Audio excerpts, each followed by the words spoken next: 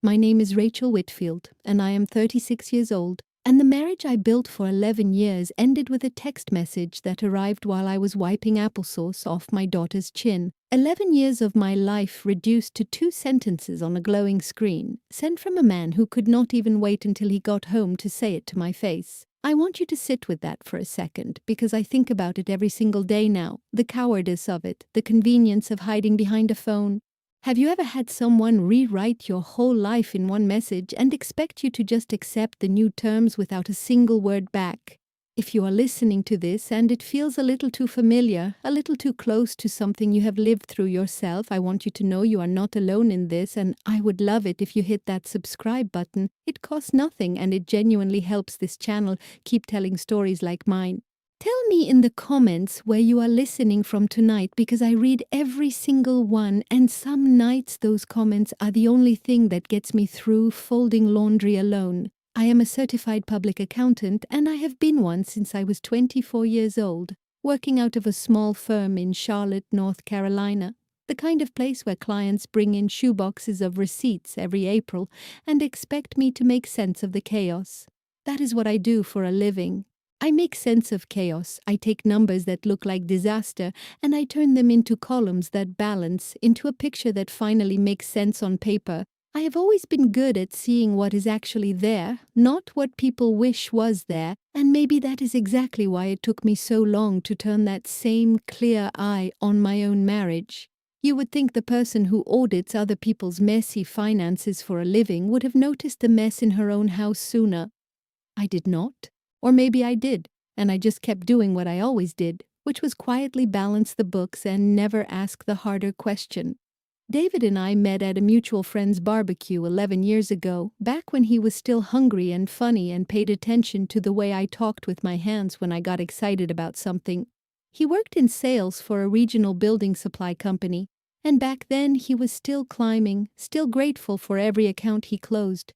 We got married 2 years later in a small ceremony at my aunt's house in Asheville, because I have never needed anything extravagant. I have only ever needed something honest. We had our son Ethan first, and then our daughter Maya 3 years after that, and somewhere in the space between diapers and deadlines, I became the person who ran our household the way I ran my clients' finances, carefully, quietly, without complaint. I paid the mortgage, I paid the utilities. I paid the credit cards down every single month before the interest could compound against us. I never once thought of myself as unappreciated because, for a long time, I did not have the time to think about myself at all. The house itself has a story that matters more than I understood at the time. When my grandmother passed away 8 years ago, she left me a modest inheritance, just under $210,000, money she had saved her whole life working as a school administrator in a small town outside of Greensboro.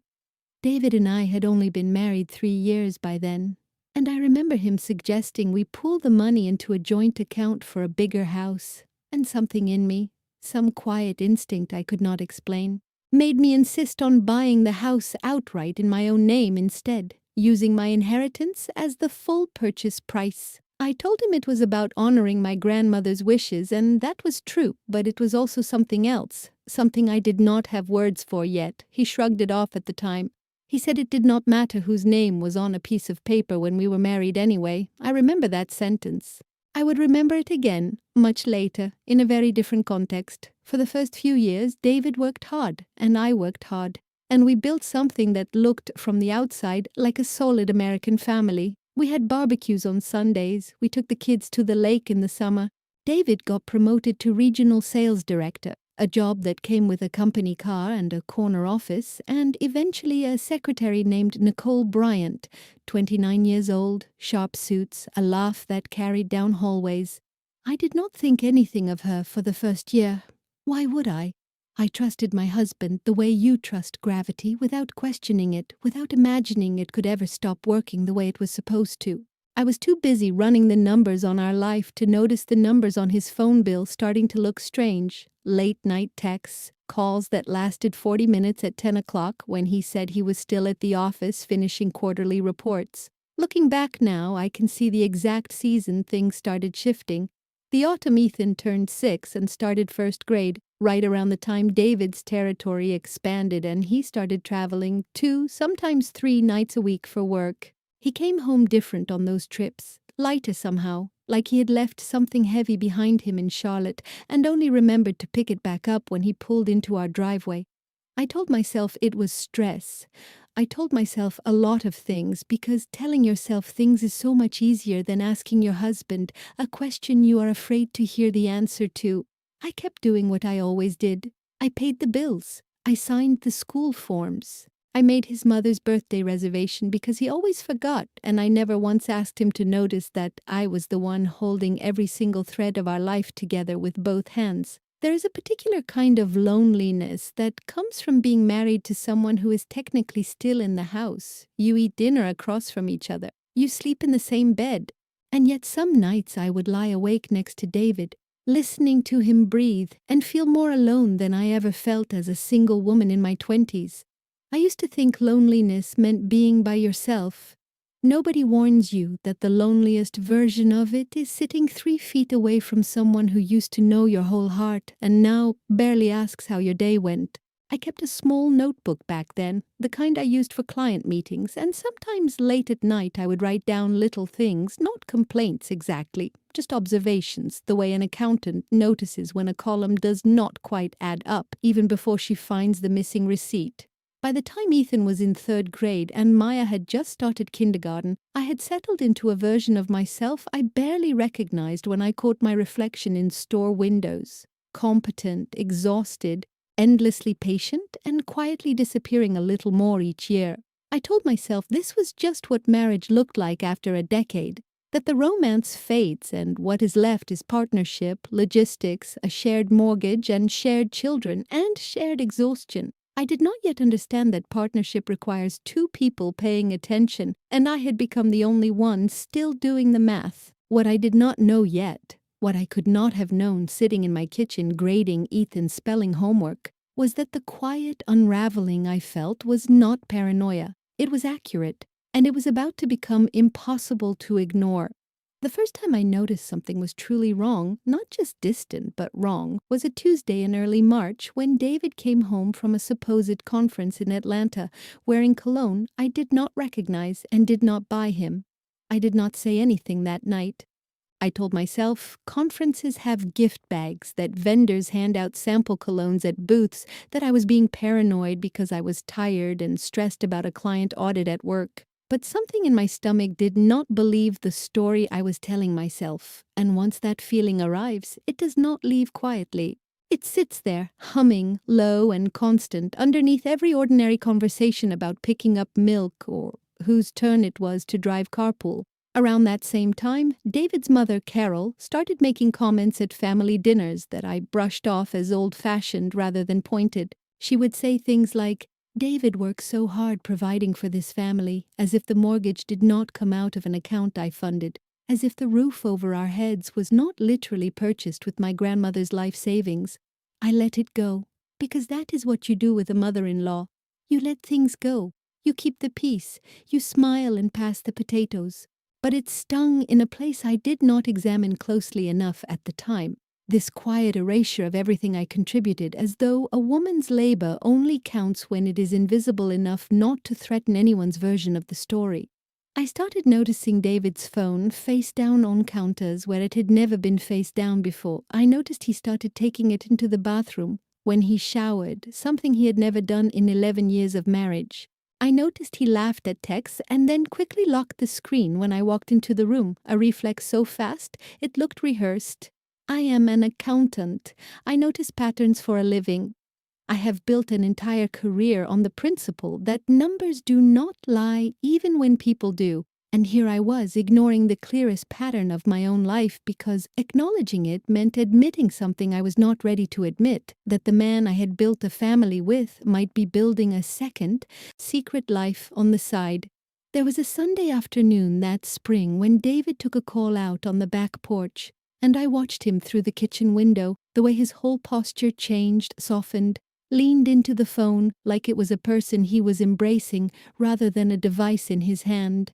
When he came back inside, I asked casually who that was, and he said, "Oh, just work. Nicole has a question about the Simmons account," and he said her name so easily, so smoothly, that it took me a full week to realize how strange it was that he even mentioned her name at all when a simple work call from anyone else would have just been work. Nobody. The office. He did not need to name her, unless some part of him wanted me to know, or unless he had simply stopped being careful because he had stopped believing I was paying close enough attention to notice. I want to pause here and tell you something that took me years of therapy to understand, that the humiliation of being lied to is often worse than the betrayal itself, because it means someone looked you in the eye every single day and decided you were not worth the truth. That summer, I started sleeping worse. I started double-checking the family credit card statements, not out of my usual diligence, but out of a growing dread, looking for hotel charges, restaurant charges in parts of town David had no business reason to visit. I found a few, nothing damning enough to confront him with, but enough to confirm the humming feeling in my stomach was not paranoia after all. It was instinct. And my instincts, as it turned out, were the only honest thing left in that marriage. If you have ever felt that particular dread, the kind where you are gathering evidence in your own home like a detective investigating a stranger, I want you to know that feeling is not crazy. It is often the clearest thinking you will do in months, because your body knows the truth long before your heart is ready to accept it. I kept building my quiet case that summer. Not because I wanted to catch David in something, but because some part of me, the accountant part, the part that has never once been comfortable with numbers that do not add up, needed to understand exactly what I was dealing with before I made a single move. I had no idea yet how much that instinct would save me. That fall, David's spending started changing in ways I could no longer explain away as career necessities. He bought a new truck. A fully loaded pickup he did not need for a sales job that mostly involved sitting in an office and driving to client dinners, and he financed it without ever mentioning it to me until the first payment showed up on our joint checking account. He started buying suits from a tailor downtown, real tailoring, the kind that costs more than I spent on my entire work wardrobe that year. When I asked him about it, gently, not accusingly, he said a regional director has to look the part, has to represent the company well, and I let it go. Because I always let it go. Because keeping the peace had become a full-time unpaid job I had somehow taken on without ever agreeing to the terms. Meanwhile, I was the one transferring money from savings when the property tax bill came due every autumn. I was the one who called the roofer when we found a leak after a storm, who negotiated the price down, who stood on a ladder holding a flashlight so the contractor could see the water damage in the attic while David was at yet another conference, this one in Nashville, this one with Nicole listed as a co-attendee on the company's shared calendar, which I only saw because I still had access from helping him with expense reports years earlier. I stared at that calendar entry for a long time. 2 names, same conference, same dates, and I told myself company events often send multiple employees, that this proved nothing on its own, even though some old and tired part of me already knew better. I want to tell you about a specific dinner that November because it is the moment I started to understand exactly how invisible I had become in my own marriage. David's mother, Carol, hosted her birthday at a steakhouse in South Charlotte, and over dessert she turned to me and said, in front of the whole table, "Rachel, you are so lucky. David works so hard to give you this life. You should thank your lucky stars every day." I remember setting my fork down very carefully, the way you do when you are holding back something you know would not land well at a birthday dinner. And I remember David not saying a single word in my defense, not one, even though he knew exactly whose inheritance had bought the house Carol was implicitly praising him for. I drove home that night in silence while David scrolled his phone in the passenger seat, laughing quietly at something on the screen he did not share with me. I remember gripping the steering wheel and thinking very clearly, this is not a marriage anymore. This is an arrangement where I do the invisible labor and he collects the visible credit. It was the first time I let myself think a thought that sharp, that honest, and it scared me because once you think a sentence like that about your own marriage, you cannot fully unthink it. It sits in you. It waits. If you have ever sat through a family dinner absorbing a comment that stung more than anyone at the table realized, you already know exactly the silence I am describing, the kind where you smile and pass the rolls because making a scene would somehow make you the problem. That was the first real crack in the wall I had built to protect myself from seeing what was happening, and once a crack like that opens, more light gets in, whether you are ready for it or not. I started paying closer attention after that dinner, not obsessively, but honestly, the way I audit a client's books when something in the first page already feels off before I have even found the discrepancy. By December, David had started coming home later on the nights he was not traveling at all, claiming quarterly planning meetings that ran long, dinners with vendors that stretched past 10. I made his excuses for him at first, even to myself, telling Ethan and Maya that Daddy works so hard for us, tucking them in alone most nights, reading the same 3 books on rotation until I could recite them with my eyes closed. I remember one night in particular putting Maya to bed. She asked me, in that unfiltered way 5-year-olds ask the questions. Adults are too afraid to ask each other. "Mommy, does Daddy still live here?" And I told her, "Yes, of course, sweetheart." Even though some quiet, honest part of me was no longer sure that was entirely true. Around the holidays, I finally worked up the nerve to ask David directly whether something was going on with Nicole, and he looked at me with an expression I had never seen on him before. Not guilt exactly, more like irritation that I would even ask. Like I was the unreasonable one for noticing patterns any reasonable person would notice. He said, "Rachel, you have got to stop being so insecure. Nicole is my colleague, that is all, and can you please stop turning every single normal work relationship into some kind of accusation?" I remember apologizing. I actually apologized for asking a question I had every right to ask, and I hated myself a little for it that night, lying awake replaying the conversation, wondering when exactly I had started believing my own instincts were the problem instead of trusting them. That was the pattern of that entire year, me noticing something true, and David making me feel unstable or paranoid for noticing it, until I second-guessed the very instincts that had never once failed me in 11 years of marriage. Looking back now, with the clarity that only comes after everything falls apart, I can see it was never really about Nicole, specifically, not at first. It was about David needing me to stay exactly where I was, quiet, capable, unquestioning, managing every practical detail of our life, so he had the freedom to slowly build an entire second existence right alongside the first one, using my labor as the load-bearing wall that let his secret life stand upright without anyone noticing the foundation shifting underneath it. By the time we reached the following spring, nearly a year after that first strange cologne, I had stopped asking questions out loud entirely, but I had not stopped noticing. I had simply moved my noticing underground, into that same notebook I kept for client meetings, dates, and small details recorded in the margins, the way you would document anything you suspected you might eventually need to prove.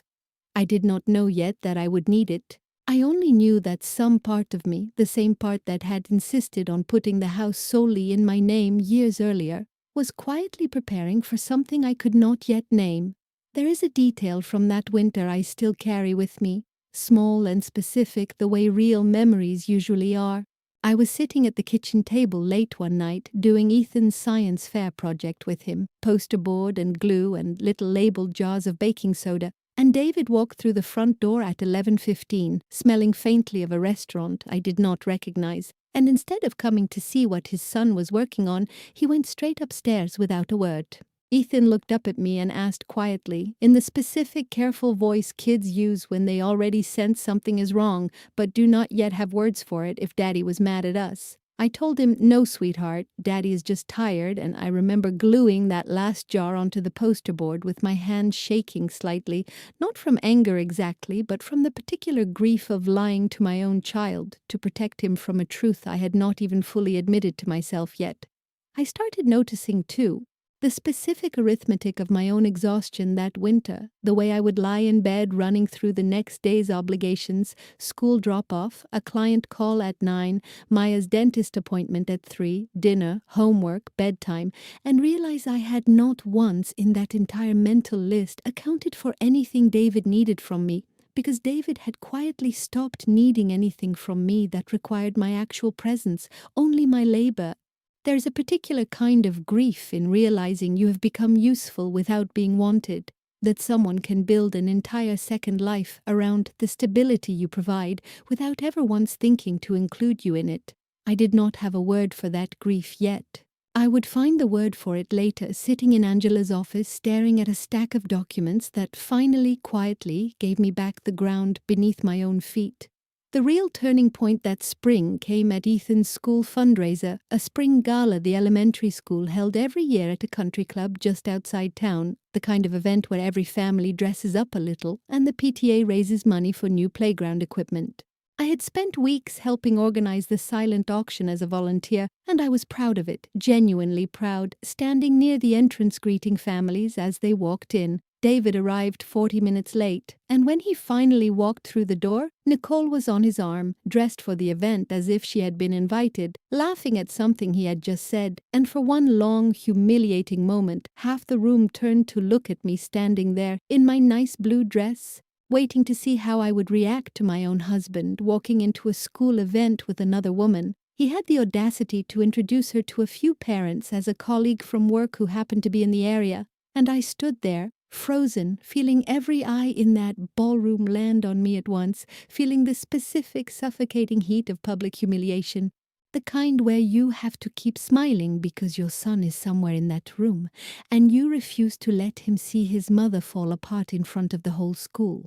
I found David near the coat check 20 minutes later and asked him, quietly, through a smile I forced onto my face for anyone watching, what exactly he thought he was doing, and he had the nerve to tell me I was overreacting, that Nicole had nowhere else to be that evening and he did not think it was a big deal. I drove home alone that night, having told him I needed to check on the babysitter, which was true, but was also the only excuse I could manage without screaming in a country club parking lot. I sat in my car for 11 minutes before I could make myself turn the key, replaying every face in that room, wondering how many of those parents already knew what I apparently did not want to fully admit to myself yet, that my husband was not just distracted or distant, he was actively publicly building a life with someone else while I was still doing the unpaid, invisible labor of holding our family's actual structure together. If you have ever been humiliated in public by someone who was supposed to protect you, you already know that particular kind of grief, the kind you have to swallow whole in front of an audience and only get to fully feel once you are alone in your car with the engine finally running.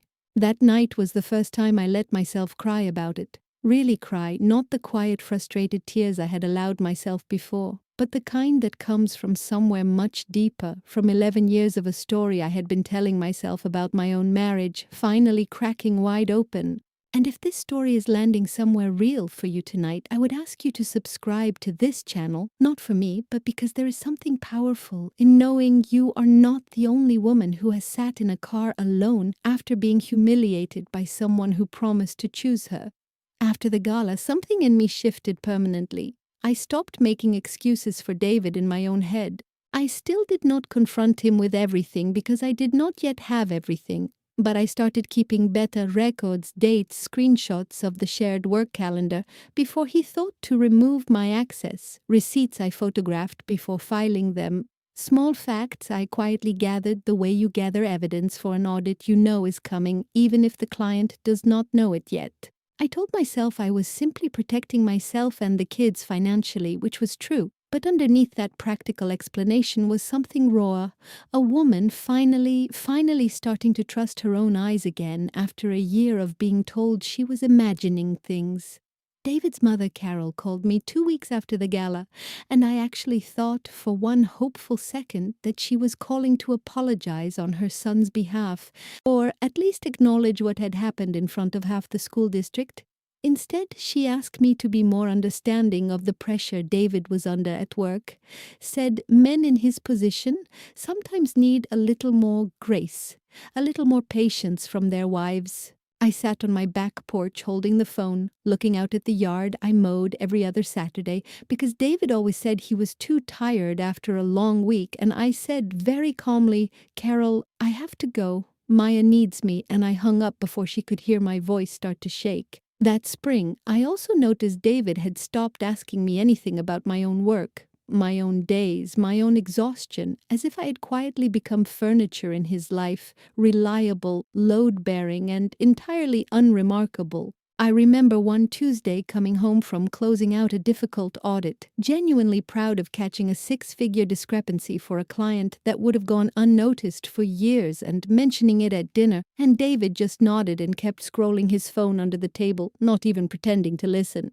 Ethan, 8 years old at the time, looked up from his mac and cheese and said, "Mom, that is so cool," and I remember thinking, my son is paying more attention to me than my husband is. By early summer, I had started quietly consulting my own instincts about what my actual financial position looked like, separate from the marriage, separate from David's version of our life. I pulled our full credit report. I confirmed, with a strange kind of relief, that the house deed still listed only my name, exactly as it had for 8 years, untouched, unchanged. A fact David had apparently never bothered to think much about since the day he shrugged and said it did not matter whose name was on the paper. It mattered. It had always mattered. I just had not yet understood how much. I want to be honest with you about something because I think it matters for anyone listening who is in a similar place right now. I did not start quietly preparing because I wanted revenge. I started because some deep, tired, competent part of me finally accepted that I could no longer trust David to protect our family's foundation, financial or otherwise, and if I did not know exactly where I stood, legally and practically, nobody else was going to hand that clarity to me. I was the accountant. I was always going to be the one who checked the numbers. I just finally started checking the numbers on my own life. There is a specific moment I consider the real beginning of my quiet plan, and it happened on an ordinary Thursday in June, sitting in my car in the parking lot of my own office building, on my lunch break, finally admitting to myself in plain language what I'd spent a year dancing around. My husband is having an affair with his secretary, and he is going to leave. And when he leaves, he's going to try to leave me holding everything while he walks away clean. I did not know yet exactly how that would happen, but some quiet, competent part of me already understood the shape of it, because I had watched David's spending patterns for a year. And a man who spends recklessly while contributing less and less is a man planning for a future where the bills are not his problem anymore. If you are at the point in your own story where you finally say the true sentence out loud to yourself, even just in your own car, even just once, I want you to know that moment matters more than it feels like it does in the moment. It felt small to me at the time, just me, alone, talking to my steering wheel. But it was the moment I stopped hoping David would come back to himself and started planning for a version of my life that did not depend on him at all. And if any part of tonight's story is making you think about your own quiet turning point, I would genuinely love to hear about it in the comments, because those stories, more than anything else, are what keep this channel going. The following week, I reached out to Angela Foster, a real estate attorney I had worked with years earlier on a client's commercial property closing. Someone I trusted, someone whose judgment I respected the way you respect a colleague who has never once tried to sell you something you did not need.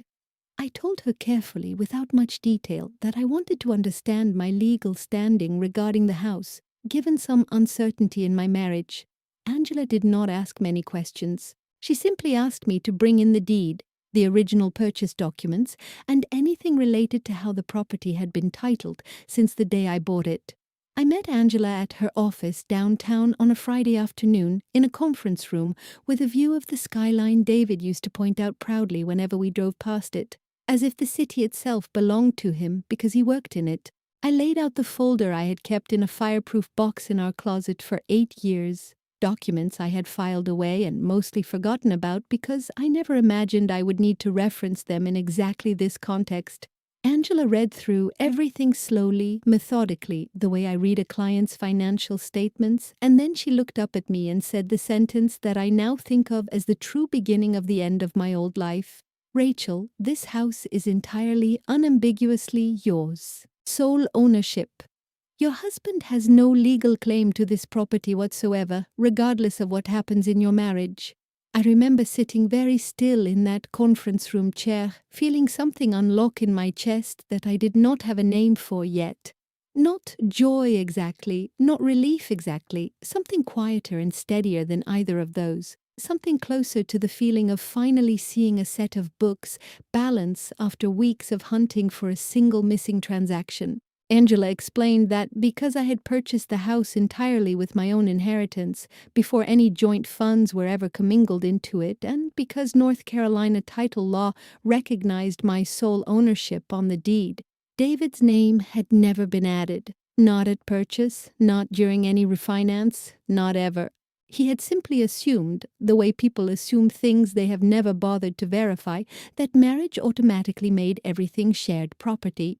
Angela also gently walked me through what she called the practical reality of separation in North Carolina, that while marital debts and jointly titled assets typically get divided, property held in one spouse's sole name, purchased with separate premarital or inherited funds, generally stays with that spouse, especially when there is clean documentation showing the funds never mixed. She told me to keep gathering my financial records, bank statements showing the direct transfer from my inheritance account to the closing on the house, anything showing David had never contributed to the mortgage because there had never been a mortgage to begin with, since I had purchased it outright.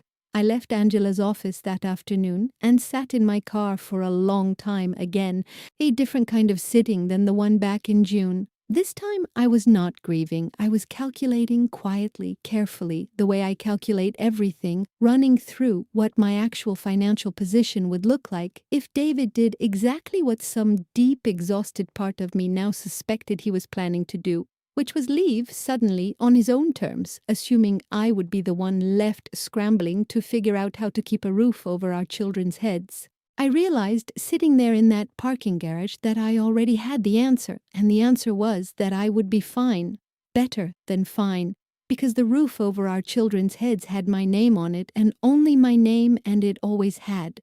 That night, after Ethan and Maya were both asleep, I sat alone at my kitchen table with a cup of tea going cold in front of me, and I let myself feel something I had not allowed myself in months, a strange, quiet grief for the marriage I had genuinely wanted to work, mixed with something steadier underneath it, something that felt almost like standing on solid ground after a long time spent walking on a floor I suspected, without proof, might not hold my weight. I thought about my grandmother, about the woman who had worked as a school administrator for 30 years, saving quietly, modestly, never showing off $1 of it, and I understood, in a way I had not fully understood before, that she had given me far more than money when she left me that inheritance.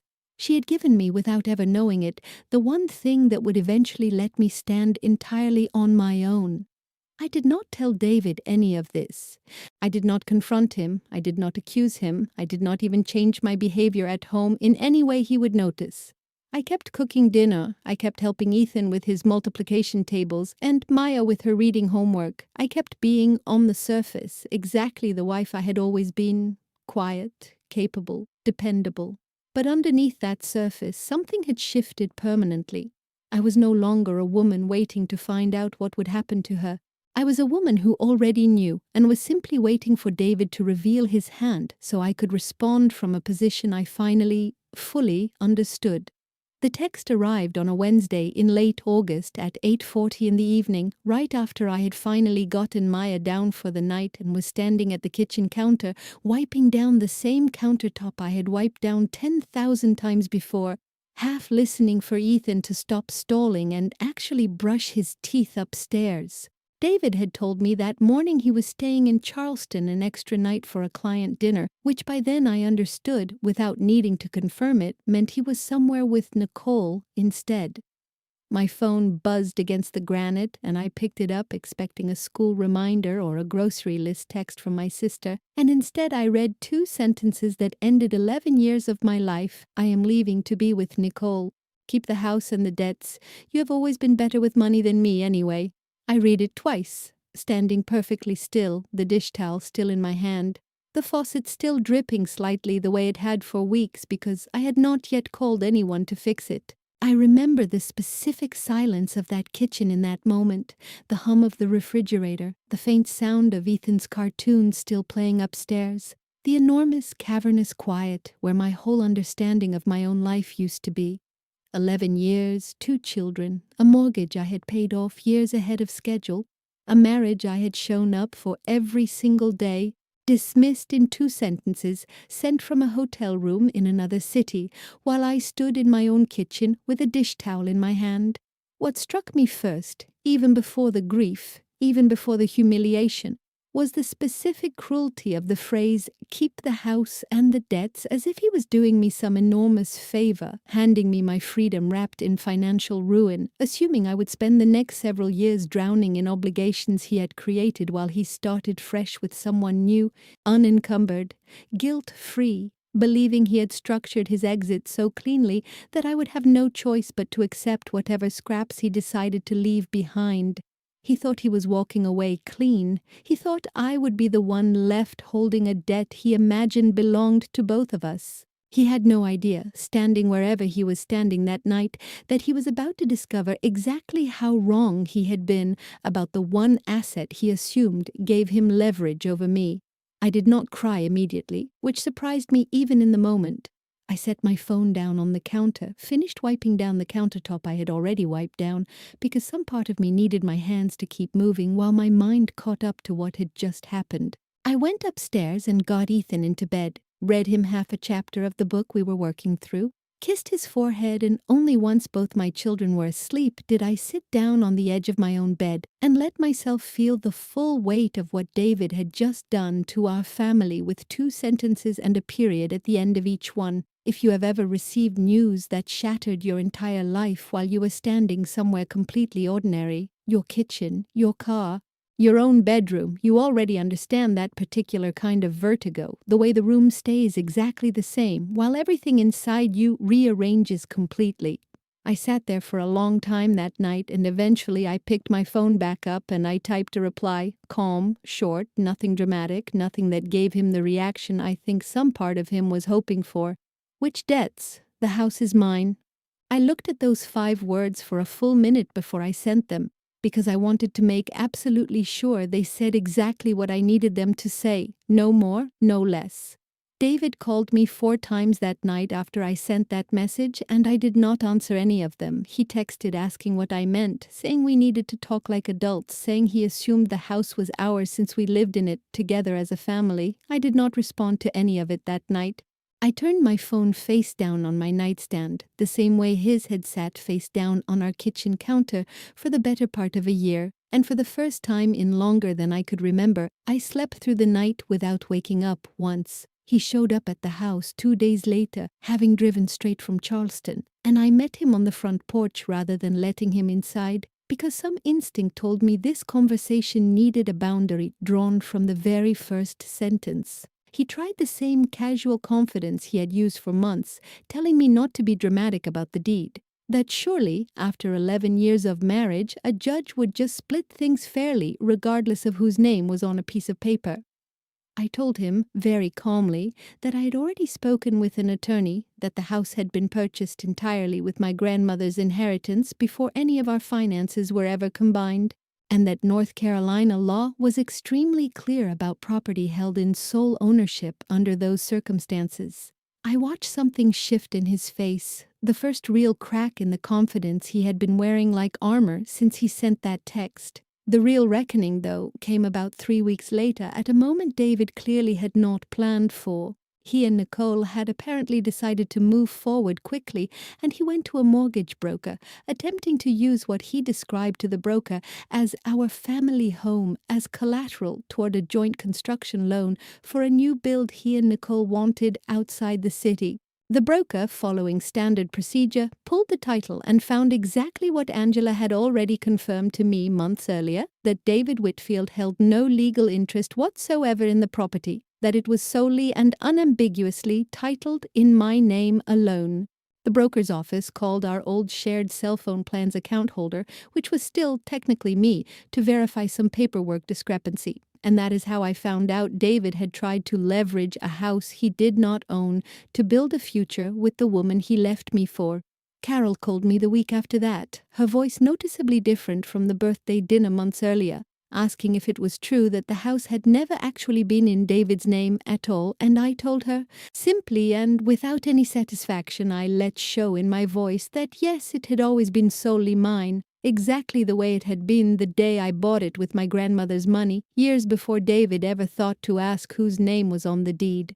She was quiet for a long moment on the phone, and then she said something I did not expect, that she had always assumed David provided for our household, and I told her, gently but firmly, that I had been the one providing for this household for 11 years. And it was simply the first time anyone in that family had said the sentence out loud. The final piece of the reckoning happened at Ethan's soccer game that October, of all places, where David showed up to watch, still trying to maintain the appearance of an amicable, reasonable separation to anyone who might be watching from the sidelines. Another father, a mutual friend named Greg, who worked in commercial lending, mentioned casually to David, within earshot of several other parents, that he had heard through the broker grapevine about the title issue on the house, and asked, not unkindly but not quietly either, whether David was doing all right given everything. I watched David's face go through several emotions in about 4 seconds, and I felt for the first time since that Wednesday in August something that was not quite satisfaction, but was close to it.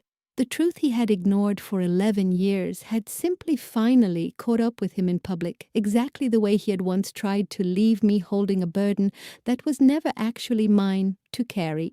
If you have made it this far into my story, I want to pause and just say thank you, because staying with someone else's hard season for this long says something good about you, and I would genuinely love it if you subscribed and told me in the comments what the actual turning point was in your own life, the moment you stopped waiting for someone else to fix things and started fixing them yourself. Those comments are the reason I keep sitting down to tell these stories, and I read every single one of them. The divorce itself moved faster than I expected once the truth about the house was fully established.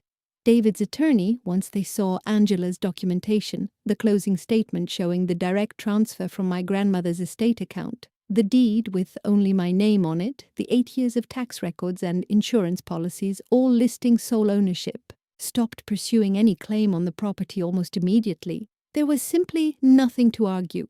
The remaining conversation became about the credit card debt David had accumulated that year, roughly $28,000 across 2 cards, most of it tied to the truck payments, the tailored suits, and, as it turned out from the statements, a series of dinners and a weekend trip to Charleston that had never been business-related at all.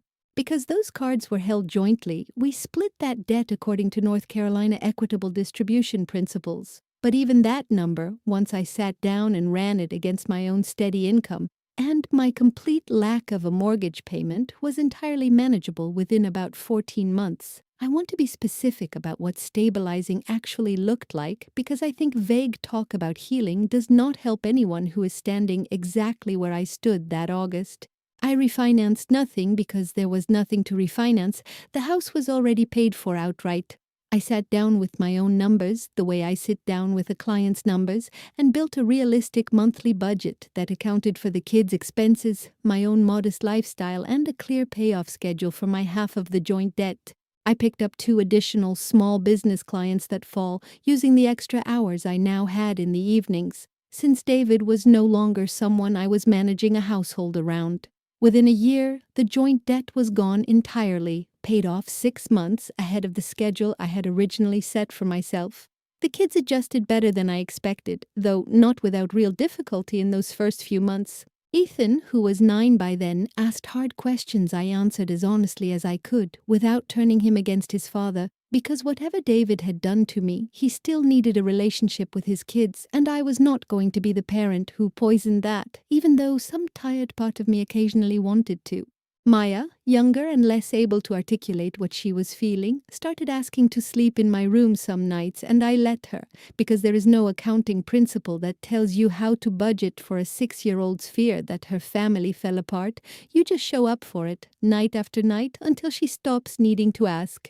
David and I settled into what I would call a functional, minimal arrangement, not friendly exactly, but civil, coordinated almost entirely through a shared parenting app rather than direct conversation, which honestly made things easier for both of us. He picks the kids up every other weekend and Wednesday evenings.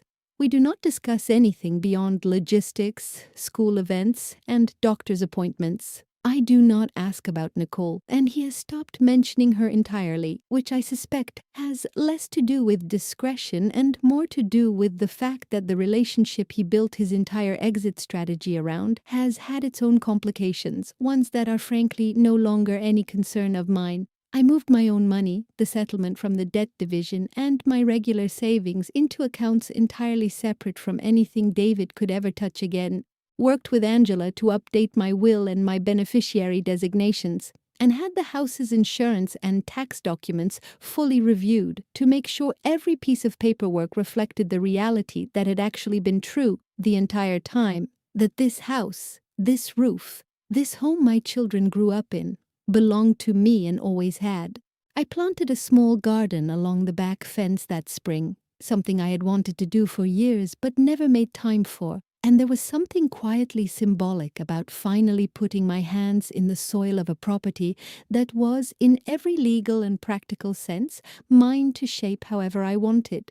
I think about that text message sometimes, keep the house and the debts, and I understand now that David meant it as a small cruelty, a way of framing his departure as generous while actually trying to trap me under a weight he assumed I could not carry alone. What he never understood, in 11 years of marriage, was that I had been carrying weight alone the entire time, quietly, competently, without complaint, and the one thing he tried to hand me as a burden turned out to be the very thing that set me completely free. He never checked the deed. He never asked whose name was actually on the one asset he assumed gave him power over my future.